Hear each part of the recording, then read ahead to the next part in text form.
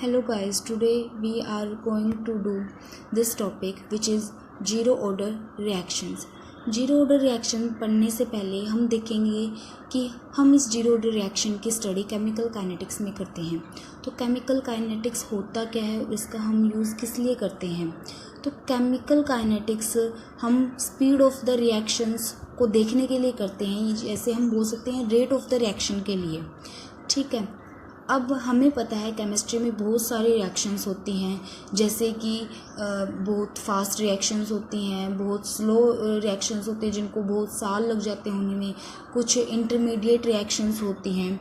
तो इन सब को हमने बताया, कुछ फास्ट हैं, कुछ इंटरमीडिएट हैं और कुछ वेरी स्लो रिएक्शंस हैं। तो ये हम केमिकल काइनेटिक्स में स्टडी करके बता पाए, क्योंकि केमिकल काइनेटिक्स ही हमें क्या बताता है, रिएक्शन का रेट बताता है। तो इससे हम ये मेज़र कर सकते हैं। उसके बाद हम करेंगे ऑर्डर ऑफ रिएक्शन। तो हमारी rate of the reaction actually जिस पे डिपेंड करती है उसे हम ऑर्डर ऑफ द रिएक्शन कहते हैं। और ये order of the reaction actually experimentally observed values पे डिपेंड करता है। जैसे मान लो हमारे पास कोई भी है, जैसे हम रेट लॉ लिख रहे हैं, R इज इक्वल टू ए का कंसंट्रेशन अल्फ़ा, बी की कंसंट्रेशन बीटा। तो ए की कंसंट्रेशन और बी की कंसंट्रेशंस की पावर का ऐड हमारे पास क्या होता है, हमारा ऑर्डर ऑफ द रिएक्शन। तो ऑर्डर ऑफ द रिएक्शन में फर्स्ट ऑफ ऑल हम बात करते हैं जीरो ऑर्डर रिएक्शन की।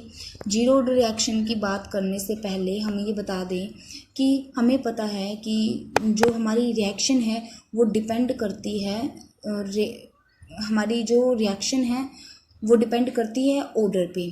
तो हमारी जो रेट ऑफ द रिएक्शन है वो रिएक्टेंट्स की concentration as well as product के कंसंट्रेशन बोथ पे डिपेंड कर सकती है, जैसे for example ozone. But some time कुछ एग्जांपल्स में ऐसा होता है कि हमारी रिएक्शन ना ही हमारी रिएक्टेंट्स पे डिपेंड करती है और ना ही हमारे प्रोडक्ट्स पे डिपेंड करती है।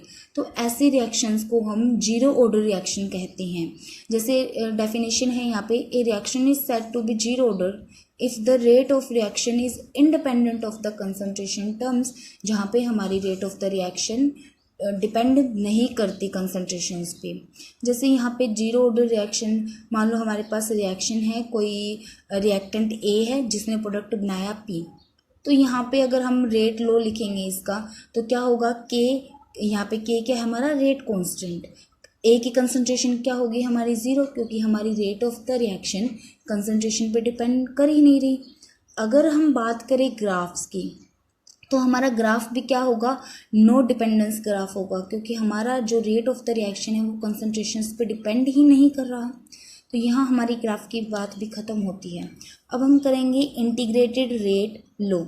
जैसे हमने यहाँ पे भी रिएक्शन ली कि हमारा ए रिएक्टेंट है जो प्रोडक्ट बना रहा है, हमने यहाँ पे ये रेट लिखा, रेट हमने लिखा कि ए की कंसंट्रेशन जीरो, क्योंकि हमारी rate of the reaction depend नहीं कर रही कंसंट्रेशन पे।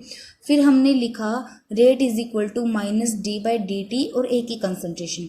ये हमने इंस्टेंटेनियस रेट लिखा है, और इंस्टेंटेनियस रेट के आगे हमने नेगेटिव साइन क्यों लगाया, क्योंकि जब हमारी रिएक्शन स्टार्ट होती है तो उस टाइम पे जैसे जैसे आगे बढ़ती जाती है रिएक्शन, तो हमारी रिएक्टेंट्स की कंसंट्रेशन डिक्रीज होती जाती है और प्रोडक्ट की कंसंट्रेशन इंक्रीज होती जाती है।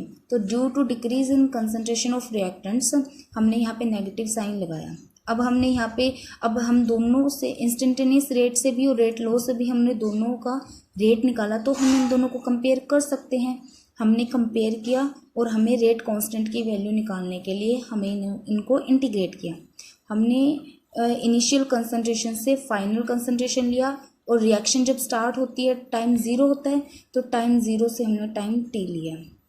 यहाँ पे हमने सॉल्व किया इंटीग्रेशन, तो ए की कंसंट्रेशन ए नोट बाई ए से माइनस के टी माइनस जीरो, यहाँ हमने सॉल्व किया according to rule of integration, upper limit minus lower limit and minus के अपर, इधर इक्वल के इस side upper limit minus lower limit. Then we have, हमारे पास हमने रीअरेंज करके यहाँ पे लास्ट में निकाला A is equal to final concentration is equal to initial concentration minus rate constant and time. This is our formula for zero order reaction. आगे हम करते हैं half life time for zero order reaction. इसमें क्या होता है कि हमारी रिएक्शन 100% कंप्लीट होती है, बट वही रिएक्शन अगर 50% में कंप्लीट हो टाइम हाफ में, तो उसे हम हाफ लाइफ टाइम कहते हैं. यहाँ पे हम जो टाइम है वो हाफ लेंगे, और जो इनिशियल कंसंट्रेशन है वो भी हम क्या लेंगे, अमाउंट हाफ लेंगे. अभी हमने जीरो ऑर्डर के लिए रिएक्शन निकाली, उसके अंदर हम टाइम हाफ और हमारी जो इनिशियल अमाउंट है उसे हाफ पुट करेंगे. पुट करने पे हमारे पास देखो, हमने इनिशियल कंसंट्रेशन और इसको रीअरेंज किया तो हमारे पास टाइम हाफ की वैल्यू आ गई ए की कंसंट्रेशन A0/2K, जो कि डिपेंड करती है on the initial concentration and के. यहाँ पे हमने क्या देखा कि जो हमारा टाइम है वो हमारे इनिशियल कंसंट्रेशन और हमारे रेट कांस्टेंट पे डिपेंड करता है. तो ये हमारा हाफ लाइफ टाइम है फॉर जीरो ऑर्डर रिएक्शन के लिए. तो इसी तरह हम हमारी केमिकल काइनेटिक्स में जीरो रिएक्शन देखते हैं. इसी तरह से हम हाफ लाइफ और जीरो रिएक्शन के लिए रेट कांस्टेंट फर्स्ट ऑर्डर के लिए निकाल सकते हैं, सेकंड ऑर्डर के लिए निकाल सकते हैं, as well as third order के लिए निकाल सकते हैं, एंड सो ऑन. तो आज का हमारा टॉपिक यहाँ ख़त्म होता है. I hope you like my video and thank you for watching my video.